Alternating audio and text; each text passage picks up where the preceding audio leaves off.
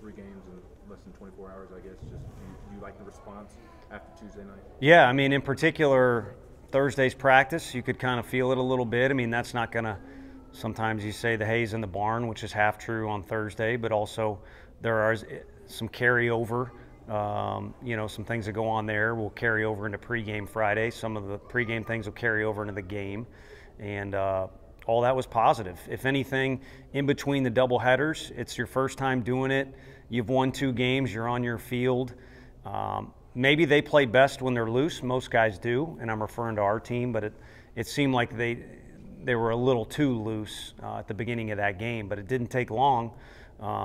Back, I hope I'm saying it right, their left-handed starter comes off the mound and pumps his fist because he got out of a big jam. That dude's a competitor. And I think around then our guys realized that they were in deep waters. And so was Morehead State. It was a battle that last game. And it's good for us to experience as many of those as possible throughout the year, especially going towards May. But on the whole, good stuff by our guys. You see from Griffin Merritt, obviously, had the 2 homers in the last game, 3 today. Yeah, I think, there's I kind of mentioned it in here, there's been days where he's landed on a few and it just wasn't the right day, the way the ball was carrying or the wind. And so he's consistently in the box to me. He's got a plan. His swing is pretty repeatable. He's obviously looking to drive the ball. He knows what the pitcher's doing. He can make adjustments in between at-bats, during at-bats. So he's going to be like every baseball player, in particular hitters. Results will fluctuate a little bit, but you feel good as a coach what you're going to get over the stretch of, call it the season or a week or a weekend, and today obviously was one of the better days for him.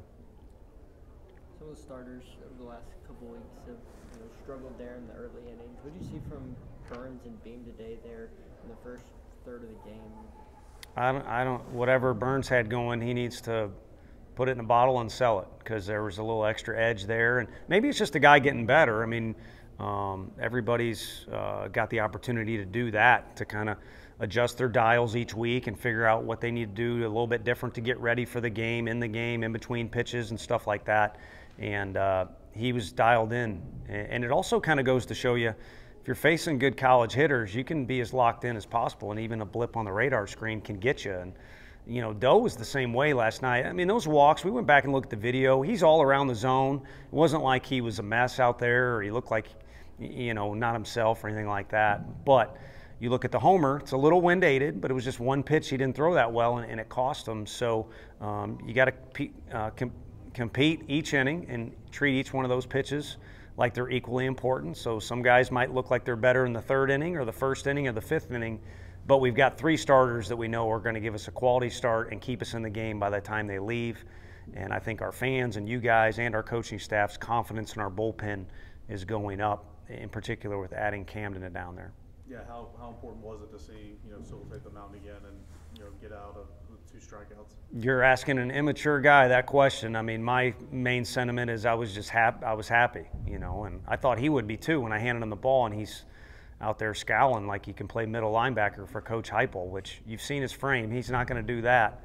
But he's been ready for a while. He can throw the ball, and just that's a guy that's got a lot of history in this program, and also could have moved on to a lot of different things, including pro ball, and he wanted to be a Vol. So, again, I say this sometimes like a parent. I don't think you're supposed to pick favorites, but you got to like Camden, whether you're his teammate, a coach, and then the fans, based off their ovation. It sounded like they were wanting Camden to get out there for as long as Camden had been wanting to get out there. But, now he's in the hopper with those guys, and he's able to rock and roll. I don't think there's much, as it relates to limitations for him.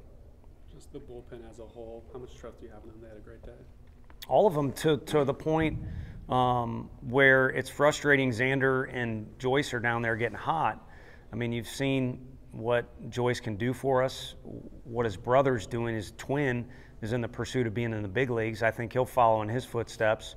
Xander, I think, is primed to take on a little bit more of a significant bullpen role for us on the weekends. And they're both down there hot, and they didn't get to pitch. And then I walked by Combsy in the hallway, and we had him down there getting hot in the first game and decided that was the best time to get Sewell his first action. And then also Lindsey was throwing the ball so well. when the game's that close, you got to be careful about just looking to, get everybody involved as if it was a grade school soccer game. I mean, at the end of the day, you got to win, or if we don't, I got to come in here and answer to you guys. And, Lindsey and Halverson both made it very difficult to take the ball out of their hands today, and that's a good thing. Said Friday that Kavaris had been so good in practice, and that's the reason he got started. Of course, 2 more starts today. What did you see from him as a whole this weekend, taking advantage of that opportunity? Yeah, he took advantage of it, but we've talked about this in the locker room, and I don't have the magic formula for who the best guy is. We talked about Tuesday's game on the radio. I think I mentioned it to you guys. I talked about when you win, you did everything right. But I will be the first to admit we've won some games here where I've gone back and it's like, what the heck? What was I thinking doing that? Or we won't do this again this way. It wasn't the best move. So again, when you win, fans, the team, everybody thinks you did everything right. But really inside there's going to be embedded mistakes and different things you're trying. And all along we've talked about trying KT in the lineup because he's got, I don't know what they call it in boxing. He's got the touch of death, I guess. If he can just get it on the barrel. The one last night, that was pretty special. But he can hit it over the fence without even really hitting it.